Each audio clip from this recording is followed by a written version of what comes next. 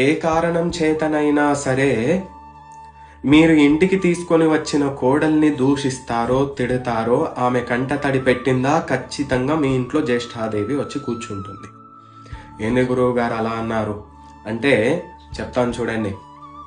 అసలు నిజమైన అష్టలక్ష్మి ఎవరో తెలుసా? మీరు ఇంటికి తీసుకొని వస్తారు చూడండి, మీ అబ్బాయికి పెళ్లి చేసి నా కోడలు అని చెప్పుకుంటారు చూడండి, ఆమెనే అష్టలక్ష్మి. ఏంది గురువు గారు అష్టలక్ష్మితో పోలుస్తున్నారు కోడల్ని అని చెప్పేసి మీకు కోపం రావచ్చు. చెప్తున్నాను చూడండి, మీరు ఆరోగ్యం బారేయకుండా మంచాన పడి ఉంటే ఆమె మీకు సేవలు చేసుకుంటూ మీకు టైం టు టైం టాబ్లెట్లు ఇస్తుంది చూడండి, అప్పుడు ఆమె ఆరోగ్య లక్ష్మి అవుతుంది. మీ వంశాభివృద్ధ్యర్థమై ఆమె సంతాన లక్ష్మి అవుతుంది.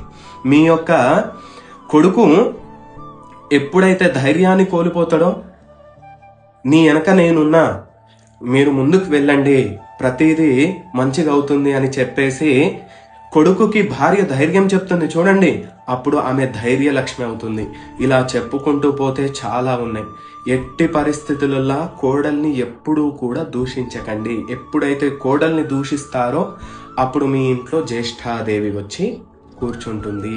కాబట్టి ఎవ్వరూ కూడా మీకు తెచ్చుకున్న కోడల్ని ఎవరు కూడా దూషించకుండా ఆమెని మంచిగా చూసుకోండి, మీరు మంచిగా ఉండండి. శివానుగ్రహమస్తు.